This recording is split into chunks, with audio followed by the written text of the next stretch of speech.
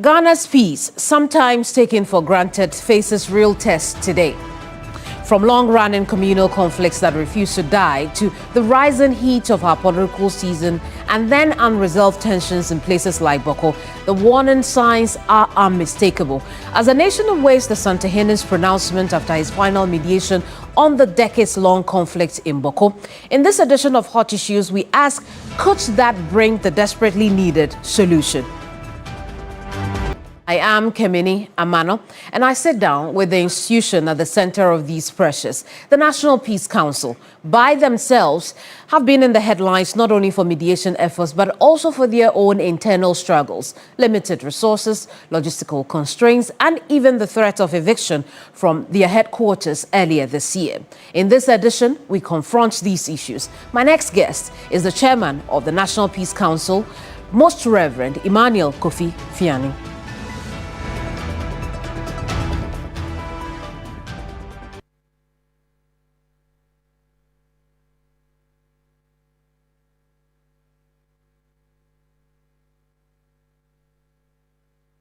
The beginning, life feels heavy. But then, hope arrives. Star 446 hash saves you in the Dewa Chop Money draw at 10 a.m. Congratulations! Give your dream a chance. Even better, like life.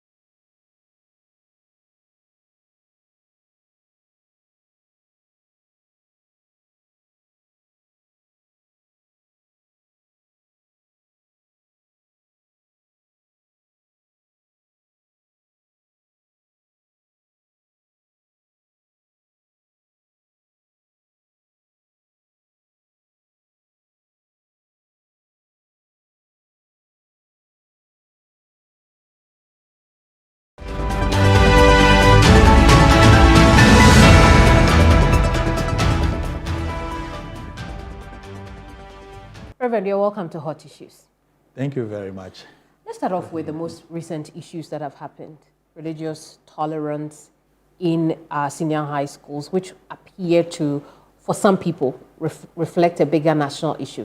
What has the Peace Council made of what we are seeing with Christian sects, the Muslim sect, and their coexistence in our senior high schools?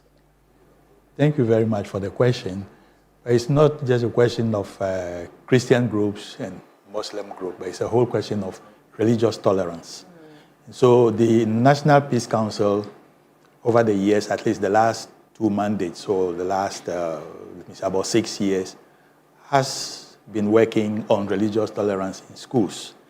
Different stakeholder meetings were held, and finally, last year, we were able to put together, with the help of the various education unit heads, the COMEO, put together a memorandum of understanding, which various religious leaders of the various churches and Islamic groups, together with the military and the police, because they have education units, signed. This year in April, on the 11th of April, the Director General of Ghana Education Service, signed it also. So a few days after that, on the 14th, we launched it to show that there is a common framework of understanding of what religious tolerance should be in the various schools. Right. So I want us to stick with this MOU, right? Because I see that it was signed by 13 stakeholders, including the Ahmadiyya Mission. Also, I note that there is the Office of the National Chief Imam here as well. This basically says that the mission that builds the school has Meeting other religious groups in faith-based schools, because it is clear that the various faith-based groups founded these schools for a purpose, an educational purpose, which is within the context of their own religious beliefs. But over the years, each group has tried to live out this one. But now we have formalized it that all groups do accept. So it means for me that if I am a Catholic and I go to a Methodist school, Right. I know that when I go there, the Methodists have their own ethos, they have their own faith expression. I am agreeing that I would follow what is there, even though I know that they will also give me room to practice my Catholic faith. Isn't that wrong? No, it's not wrong. It is, within the Christian circles, it is ecumenism. But within the context of the other religions, it becomes interreligious dialogue. Respecting and accepting or tolerating the other religions, giving them room within the scope that is there. Because you know the basic religious practice will be that of the founder or the faith-based groups that have founded the institute. But you make room for the other also to practice his or her religion to the extent that it is possible and doesn't infringe on the general framework of the school. I see. But the reason I'm asking if that is not wrong is we'll basically be telling Christians to go to mosque on Fridays and then tell Muslims to go to church on Sundays. Yes. That is forcing somebody to practice a religion they don't believe in. Yeah, I would say you are not forcing the person, because in choosing to go to that particular school, you know the tenets of the school. So you have made an option. You have made an option to go to a Muslim school as a Christian. And so you will be following the Muslim practice within the school frame, because if you don't do that, then there will be some people will be left out, and that can be cause for indiscipline. So in making your choice to go to a particular school, you also accept at that time to follow the regulations of that school. And this is what has been agreed upon and understanding in this memorandum of understanding by all the faith-based groups. Why should the faith-based groups still have a lot of power over the schools when they are publicly funded? Public funding is not ownership. Okay. And public funding doesn't dictate what is the tenet of the school or the ethos. Okay. The public funding for me is because the state has a social responsibility towards all citizens' education. But the faith-based groups come in, as they have done even before the state as a Ghana came into existence, as they have done, to educate their members in the faith through education. Mm-hmm. So the state only comes in to help or assist, but the state doesn't own the schools. And so every faith-based group that has a school has it as a means of evangelization for his members. But any other person who comes in is welcome. So the faith-based schools are a means of evangelization for the faith communities? For the faith communities, because it is also educating their own members about building them up, let me say, with their morals and their whole concept to life. But how much do these faith-based organizations, faith-based communities spend on the schools? They are publicly funded with the taxpayers' money. The tax is not colored Islam, traditional religion, or Christian. Yes, the tax is not colored, but the beneficiaries are colored. Isn't that the problem? No, it is not a problem because in modern day Ghana no, because Ghana being as it is, accepts the different faith-based groups or different religions. And these citizens are beneficiaries of the taxpayers' money. I'm trying to understand that because for a lot of people, if it is a publicly funded institution, despite bearing the Christian name, then it should not evangelize necessarily, forcing Muslims to go to church on Sundays, and then in the Muslim case, forcing Christians to go to the mosque on Fridays. I don't think it's a majority opinion. It's not? I don't think so. I don't think it's a majority opinion. But what would the religious organizations lose if they allow people to practice their religions the way they deem fit until they come to... And they're allowed to practice it, but within the framework of the school's regulations. Okay. Which is based on the particular faith group that has founded that school. And as I said earlier, the schools were founded for a purpose. Right. If government supports, it doesn't mean they lose their right of ownership or they lose the principles for which they founded the schools. And I believe if a parent sends a child to a particular school, it is because of what that school stands for. If it stands for certain values, it is because those values have been inculcated in the students by that particular faith group. And so others want to go to that school. So the moment you want your child to come out with the same values as you see in those who have been there before, it means your child also needs, as a parent, must make the right choice. Most Reverend, you know that in today's placement, secondary school placement, sometimes students are placed in these places. But they are placed because they have chosen it. And they and their parents are given the form and they choose where they want to go. So I get the sense that the Peace Council does not see any problem with the situation at hand. Not the Peace Council alone, but having had meetings or held stakeholder meetings, the various faith groups that have schools, so Christians, Muslims, they have seen that this is the way to go. I see. Because they all signed the Memorandum of Understanding. Okay. After a long period of studying the document and all that, they all signed it. We have also come to understand that in this Memorandum of Understanding, there is religious place of worship, which says that in the case of religious place of worship, mission-based schools could make available space of worship in toleration of diverse religious groups. Our understanding is that this has not been made for the students. It is there in some schools. Maybe you haven't seen it in all schools. Okay. Schools provide places of worship for people of other faiths. And they do practice. So in a school where this is not happening, and again, just for the purpose of our audience, yes. This document was signed April 15th, 2025, yes. Which is progress on all the years that these schools have existed. So in a school where this is not happening, they are going against the Memorandum of Understanding. So what we have done so far is we have to educate or introduce this Memorandum of Understanding to all the management of all the schools, which are mission schools and also private schools, we said. So now that education is going on.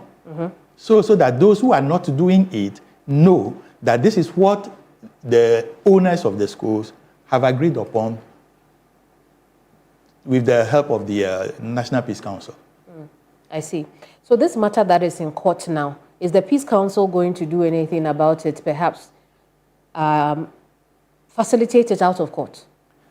Well, I cannot speak on that alone because the Peace Council has not met to take a decision. But as far as I see, it has become a legal issue. So it is with the Supreme Court. It will be up to the judges now to come up with a judgment. But there is also another way out. The one who took the case there can decide probably to withdraw it. Do you find that it will be more prudent in the ecosystem we find ourselves now to withdraw it and have it arbitrated? Yes, in the ecosystem that we have, and seeing what has been done in collaboration with the National Peace Council by the various stakeholders, Christians and Muslims, we need to use dialogue instead of law or judgment to resolve the problem. And I don't see that the problem still exists because the problem has already been solved.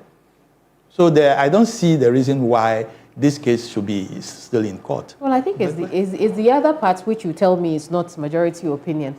The fact that, this MOU still says that come to the mosque even if you're not a Christian, or go to church even if you're not. Because that is the framework of the school you have chosen. And I think that's a problem that they're hoping the court case will deal with. No, but I do not know. I don't want to read the mind of the judges.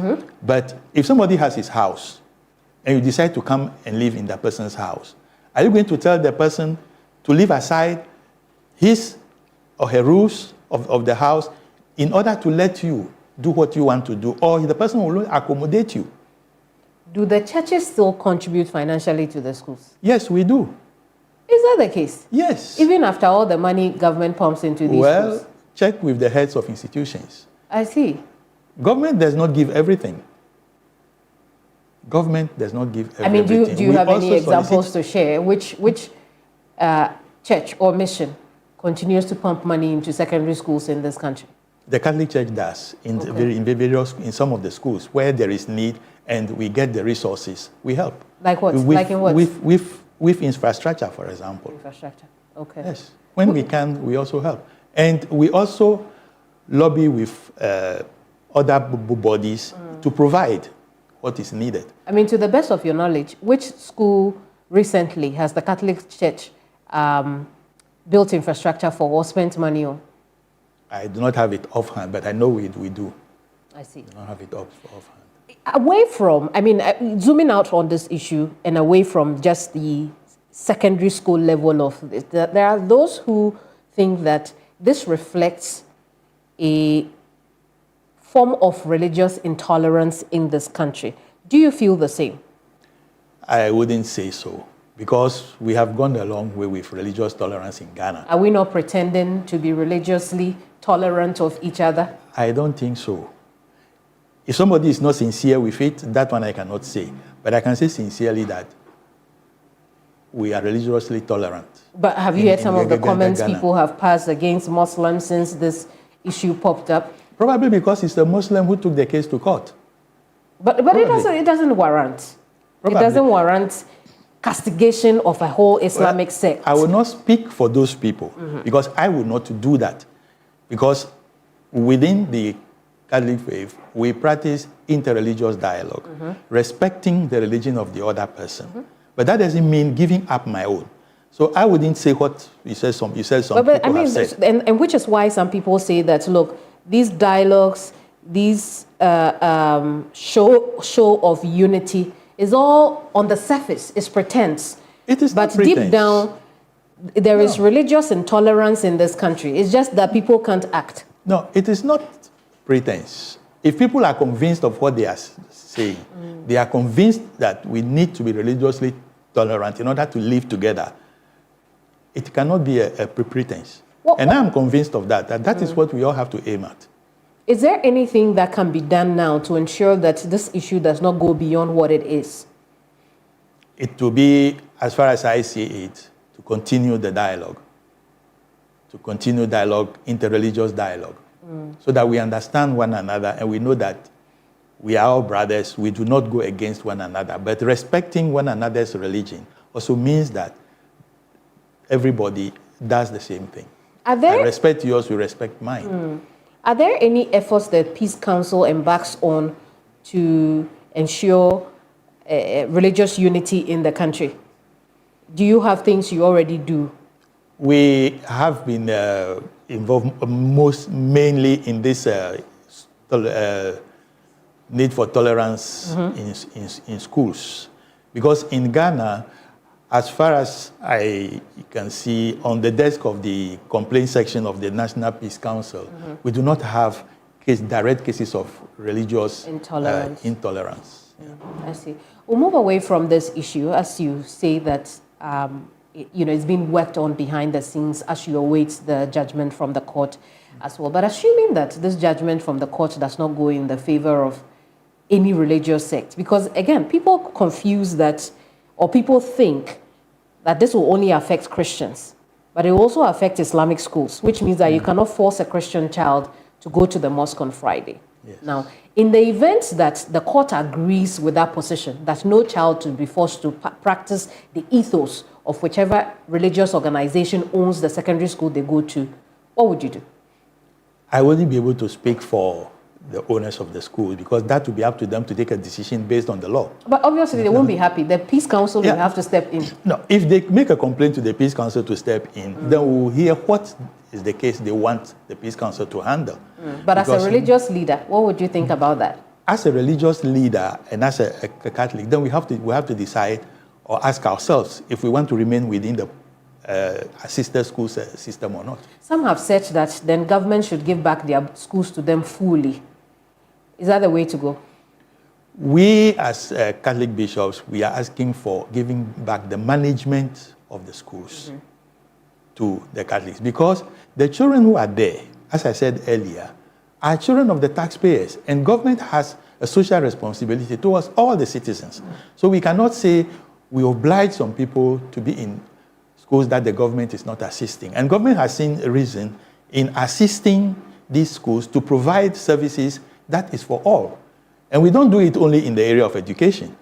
We do it also, for example, in the area of healthcare, where we provide healthcare and the government supports what we are doing by paying the critical staff. You see. So it is collaborating with government to provide the social services that are needed for the development of all citizens. Is that what you think is right, returning management of the schools to the missions? Management of the schools to the missions will be a plus because then the owners of the schools will also be involved more than it is now in what is happening in the schools because with management. For example, if a particular faith-based group has its own ethics and direction for what character training and all that, it is good that this faith-based group is also involved in selecting who teaches or works in that school. Because if you do not select people who would buy into your frame of mind or into the character building you want to, or the ethics you have, you can have some who do not collaborate. Most Reverend, how did the missions cede the schools to government, management of the schools to government? It was a slow process because it was supposed to be a partnership. Okay. But gradually over the years, I don't know how it happened. History would be able to explain that. Over the years, the Ghana Education Service took over many of the functions to the point that now the education units of the various faith groups are practically powerless. They are redundant. Yes, they have become redundant because appointment of teachers, which was formerly being done, or employment of teachers, which was formerly being done by the units, have been taken over by the education service. Payment is done by government, we know, but appointment of heads and teachers to the schools are now being done just by the Ghana Education Service without reference to the owners of the schools.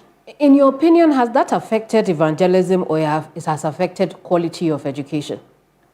It has affected quality of education more than evangelization because the quality of education that is given is also based on the ethos of the school or of the faith-based group that has found it. And that is what you use to mold the person who is in that school and comes out to be a particular product. That's why somebody by preference will go to, let me say, a Catholic school. Somebody by preference will go to a Muslim school because of the outcome. But when we do not have a hand in the management, we are not able to mold the people the way that will give the results we are looking for. Let's move on to other issues that have to deal directly with the Peace Council. Because it's November 30 and is the deadline for the Otumfuo to make his pronouncement on the Bawku mediation, I want to start off with that. The Peace Council is already excited about what that announcement or pronouncement will be. But why is that the case? It's because we want peace in Ghana. And we have followed this Bawku conflict for so many years. And we also realize that a lot of resources going into conflict management. So if it can be resolved, those resources can be used for other things, like for the development of the place. And that's why we are interested in what will be the outcome of this negotiation. The mediation has been on for years. Otumfuo has been at the helm of affairs for the mediation period as well. What is different this time that convinces the Peace Council that we will bring an end to the conflict in Bawku? It is because we have the faith that you should never give up when you are working for peace. You negotiate, you mediate, continue to mediate, because you change or you begin to understand more what is the cause of the conflict. And the parties also begin to understand their, call it, let's say, the opponents. But what you look for is trying to find a point of reconciliation and unity.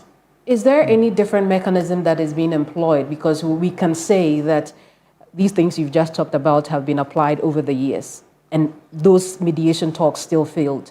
So what is different this time? What is different will be, I don't know what exactly Otumfuo, what he's using, what system he's using. But what will be different is bringing new dimensions to the mediation. Because when you are mediating, you listen to the parties and you propose a middle way, which will be acceptable to all. If it is not accepted, you go back to your drawing board and see what can we do better? What can we propose which will be acceptable to all? But you are the National Peace Council. If you cannot tell me what the new mediation format is, what is different about this time on mediation in the Bawku conflict, what exactly is the council then doing? Because this case of the Bawku mediation with Otumfuo has been assigned to him by the president. Is it because the Peace Council cannot do it? No, he decided to do it. That's not because the Peace Council cannot do it. And behind the scene, we are supporting. How are you supporting?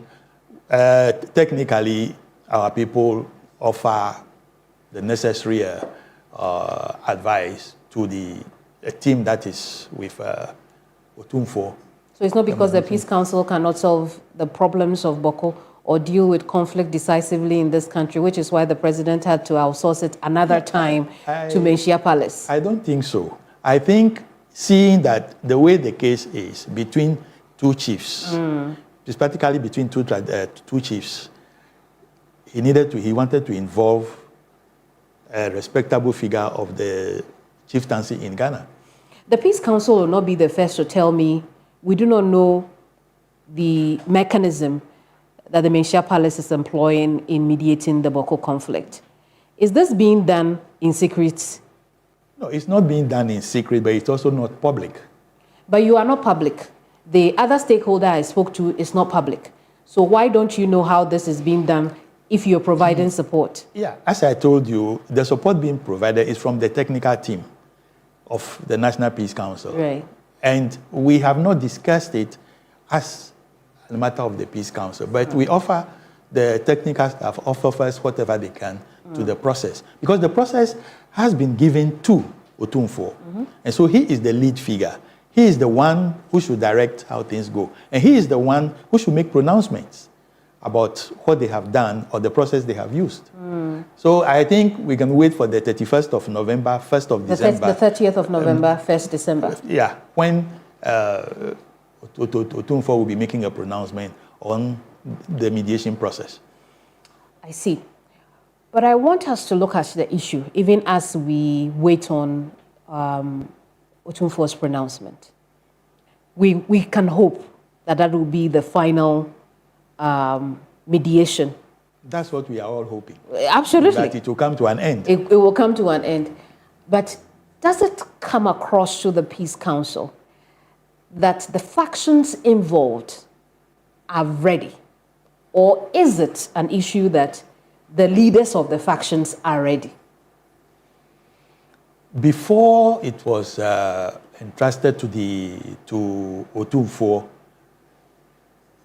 we have been negotiating with the parties separately. We have been dealing with them from the regional office, from the Regional Peace Council. They have been meeting them. trying to bring them to a common understanding.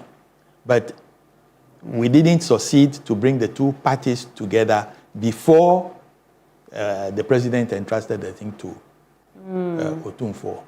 Because you have to go slowly with them. You go talk with this one, he tells you why he will not accept what has been said, so you go to the other party too. So you have to go back and forth. It's a long process. It's a slow, long process, but you always have to have hope that one day you will succeed in So which mediation. means that your process had to truncate because Otumfuo had, taken over Not mediation. truncate, but we suspended it. You suspended it. Yes, we All right. suspended. So we the didn't president then essentially curtailed your process to bring peace to Boko. Well, I think he also saw the need to use another channel, and that need was the chieftaincy channel through Otumfuo to do it among the chiefs. Right. Let the chief handle this matter with his brother chiefs. Well, I can't wait to hear what pronouncements the Otumfuo makes today, tomorrow. Yeah, we'll see about that. But why do you think the people themselves, based on what you have learned since you've been a part of the process, why has this conflict stayed so long? Why is it so prolonged? It is, I believe, because each party wants to be the winner. But I don't think in conflict resolution we should look to be winners. It has to be a win-win situation. You have to give up something in order to gain something. That is what we need. And we need, in the end, to see that we have a common cause. And if we are not able to do that, then parties do not come together. Because if you want to be the winner by all means and your brother or sister the loser, it doesn't lead to lasting peace. And if it fails again?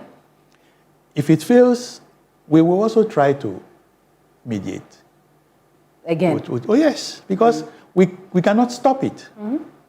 We only have to continue and hope that we will reach that goal that we are all looking for, peace in Boko. Do you believe that there is political interference in the mediation of the conflict, particularly, mediation of conflicts generally, but particularly in the Boko case? Are there some political underpinnings for which we haven't been able to resolve it? Unfortunately, in Ghana, we see everything in political colors. So whether it is true or not, you hear people talking about political coloring in all conflicts. Are the politicians making it difficult for you to resolve conflicts up north, most especially the Boko conflict? I wouldn't say directly. I wouldn't say they are directly making it difficult for us because we work with them. We work with the politicians as we go through our processes of mediation in all the cases that we have. And we need to collaborate with them. So I wouldn't say they are, because I haven't seen any direct interference in what we are doing. If it is a silent type of thing, I wouldn't be able to say. But not directly, we haven't heard that. Are there people profiting from the conflict? For which reason it has People prolonged? always profit from conflict. Human beings, we profit from conflict, and sometimes we want it to continue so that we can continue to gain. We have a lot of question of the circulation of arms. Somebody is profiting from that. What is profiting from that? We've looked at Alavanyo in Konya. Yes, then there were true. Benyiri also this year. Maybe we should start this way. The ones that you've been able to deal with, Alavanyo and Konya. Triponi, you were able to deal with Triponi as well in the past, very long past. Yeah, those are past. Yes. We also saw some in Sefri that you were able to deal with as well. More recently, we are seeing Benyiri, and then the Nkwanta conflict as well. Yes. Talk to us about what work the Peace Council has done in those cases. The Benyiri, which is a conflict between the Birfour and the Gonja, basically, when the last conflict erupted, because the Peace Council, we came up with a holding statement, but thank God the Minister of Interior, and the minister under which we fall, put in place an inquiry committee, which has two of our members, let me say staff, somebody from the regional Peace Council and the executive secretary from the National Peace Council Secretariat here. So we are involved in trying to resolve the problem or mediate between the parties. A number of times the committee visited the area to negotiate.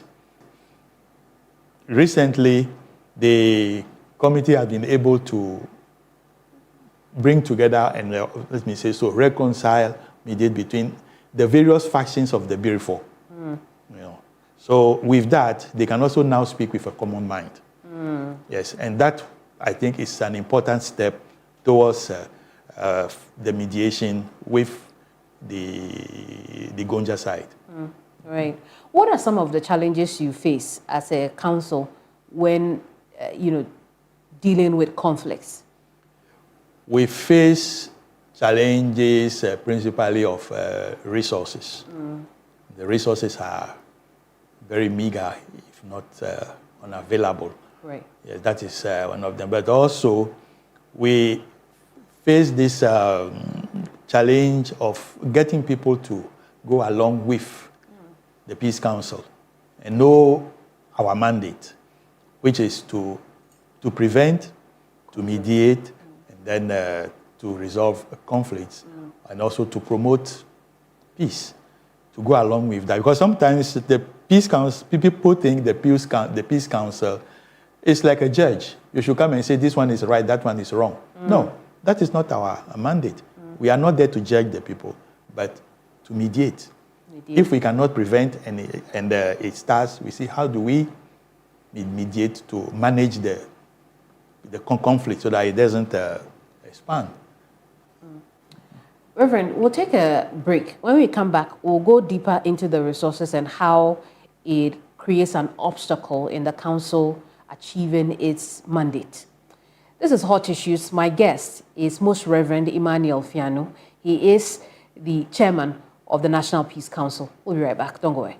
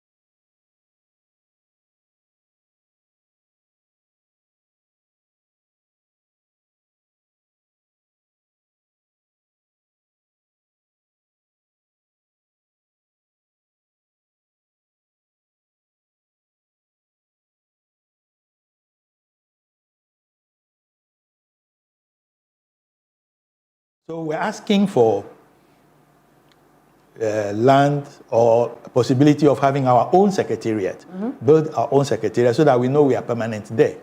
We didn't succeed in doing that, but the developer was after us because he wanted to do his work. So finally, sometime this year, the government found us this house, which is a family house. How many bedrooms? 4 bedrooms. So the offices are shared out in the bedrooms and what we used to be the kitchen and also the garage. Do you have an office here? No, I don't have an office. So how do you operate as chairman of the Peace Council?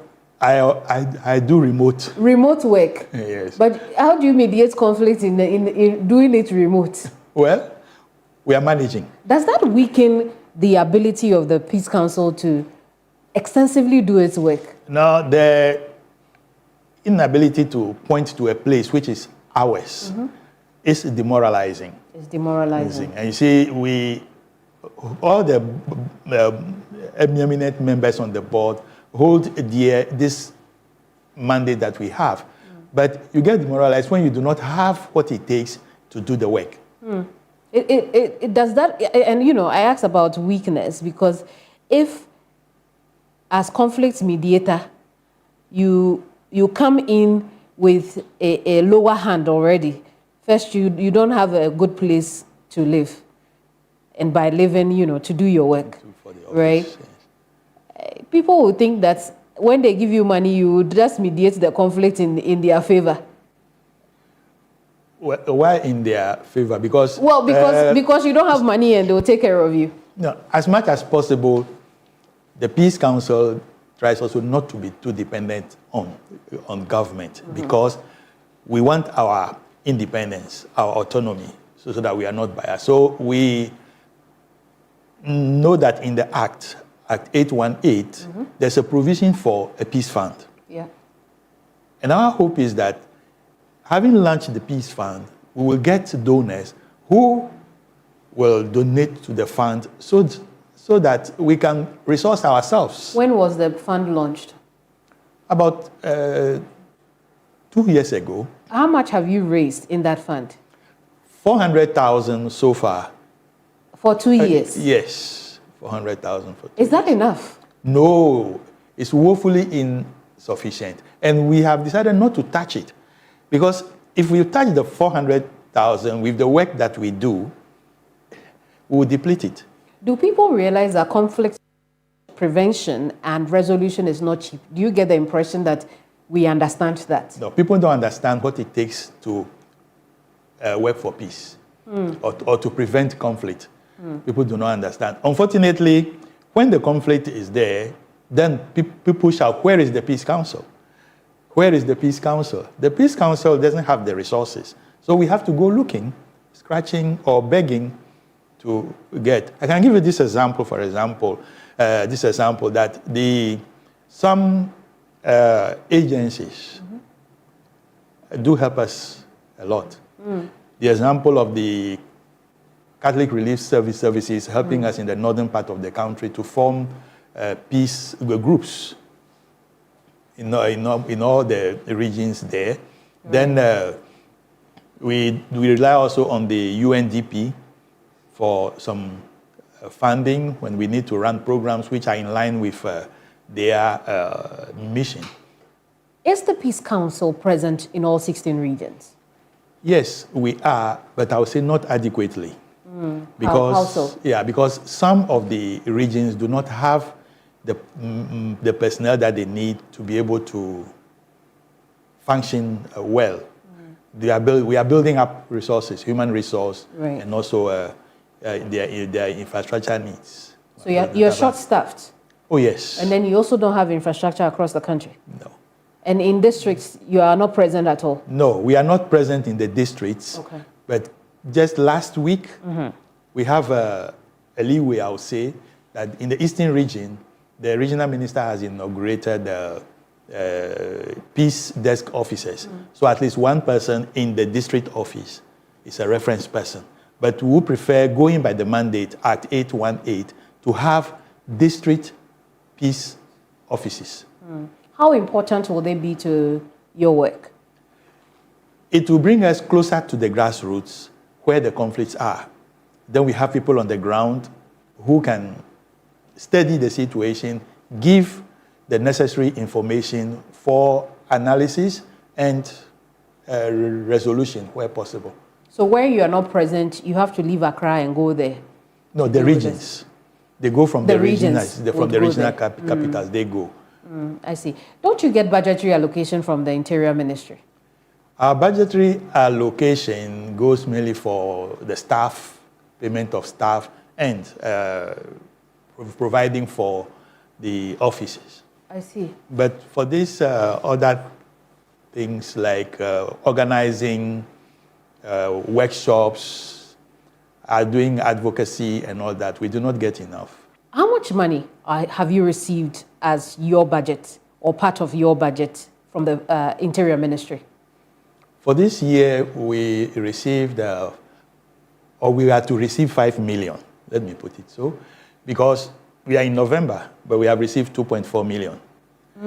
But we are hoping that before December ends, we will get the rest. But December is tomorrow. Oh yes, before it ends. Before it ends. Before we go on Christmas So you're giving yourself 30 extra days. We are hoping. We have to live in hope. But hope will not fund your existence. Yes, but hope does not disappoint. So whatever we get, we'll be able to use it for... That must be the hope of Christ. What we can do. Not the hope of man. We believe in Christ. I see. Would assume that Christ will perform a miracle for you to get your budgetary allocation. But what happens when your budget is late? Well, there are a number of things on our program which we cannot implement. And so we shift them to the following year. That's what happens. So if we don't have the money, and if we don't get funding agencies to assist us, then we do not carry them out. Is this the same money you use to do your work, for instance, conflict prevention, conflict resolution, or this takes care of something else? You mean the budget? The 5 million you're supposed to get. No, it takes care mainly of the office needs, the running costs, and all that. But if we have workshops and other conferences and all that, no, it doesn't include that, mainly, no. I see. And if you have to go and resolve something, that's not the money you use?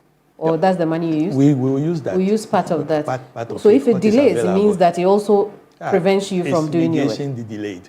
Mediation delayed. Mediation delayed. I see. But have you got any response as to why your allocations delay or your disbursements? Because it's been allocated. So have you had any response as to why your disbursements delay? I think it's a general thing in Ghana. It's not only the Peace Council. When the money is available, it's given. Is the 5 million enough? No, it's woefully inadequate, I would say. Is that why the Peace Council said it needs $1 million? Yes, because you remember we were asked if we want to do our work completely, how much will be our budget? And the former chairman, knowing our needs and all that, put it at that amount. It is not too much because at that time, last year, we had a lot of programs to carry out on the election decisionary process. And that was the budget we prepared. So he didn't take the figure out of the air, but he based it on what we were hoping that if we want to do all that we have to do, this will be the amount. But we didn't get it, so we didn't do everything that we planned for the election year. I see. What do you say to people who even think that the Peace Council should not be government funded? If it's not government funded, where do we get the funds? Well, to do peace. You raise the funds with your donor partners? No. If we are going to raise with donor partners, then it means they must also understand why we are working for peace. And if it is a statutory body with an act of parliament and calls for some form of a government financing, I don't see why people should say we shouldn't be financed from there. We try as much as possible not to be too dependent on government, so that we can have our independence, I would say. Has there ever been a time that lack of funding has caused you not to be able to resolve a conflict or prevent one? Yes, if we had the resources, we would have been engaged in more conflict resolutions. You know, on the desk of the National Peace Council, we have over 300 complaints. 300 complaints? More than that. This year alone? No, it is over the years. What is there has not been resolved. So this year in particular, at our last board meeting, we made a proposal that for next year, let's look at some of them which are urgent and see if we can handle those with the meager resources we have, because it is overwhelming. You mentioned earlier some staffing issues.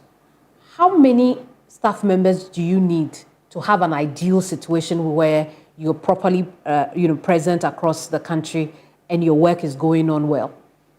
Recently at our board meeting, the HR presented the human resource needs, and we'll be needing about 400 people to cater for the 16 regions as at now. And that does not include the districts. And if you included the district, assuming you had a district desk, how many people would you ideally? Yeah, ideally we need about 1,000. If you look at the organogram, we need about 1,000 people. How many people do you have now? You want to know? Yes. 83. 83? Yes. That's all you've got? Yes, with some secondment, which brings it to about 115. And the secondments are not permanent positions? No. You can lose them anytime? Yes. Your work is hard? Very hard. But we don't see it? No, because people don't understand the work of the Peace Council. And they think we only work when there is election. But the election issue is just a small part of the work of the National Peace Council. Maybe you come out when there is election, that's why. Not that we come out. It is the publicity that projects our work at that time. But the other things we are doing, like these conflict resolutions and all that, it doesn't come to the press. And it's also because of the way our mandate is. You see, when you are mediating between people, you don't go making noise about it. Even if you resolve the problem, it shouldn't be up to the Peace Council to say it. It is the parties that will say it. So that's why people don't know sometimes what we are doing. And they only see us during the election period because there's a lot of publicity around that one. How many cases have been brought before the Peace Council and have been unresolved? Currently, we have on our desks over 300 complaints. Okay. And you haven't been able to resolve these ones? No. Is it because you are not working or you don't have the capacity to do them? It's the human resource. It's the human resource. It's principally the human resource. Which is slowing down. I see. Progress. Because mediation takes time and you need people who do the mediation. We don't have. If you have a staff of 83, you cannot cater for over 300 conflicts or complaints. I see. So the Peace Council is doing some work, but not all of the work. No, we are trying our best. Very well. We're trying our best in the conditions in which we live. I want to talk about the organogram of the Peace Council.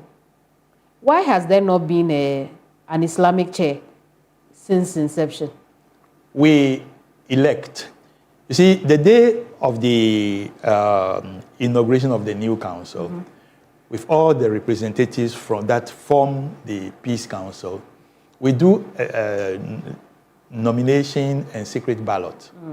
So it is just coincidental that up to now we have not had an Islamic or a traditional religious practitioner as it's all been Christians. Yes, but within the council, that doesn't pose a problem. Who is elected? Does it look good for inclusivity? Well, it is the election. And you see, when you are electing, you look at the times in which we are, what is before you, what you are going to do, and say, who can lead us? But even Vatican has ensured that although there is election, it comes out with inclusivity.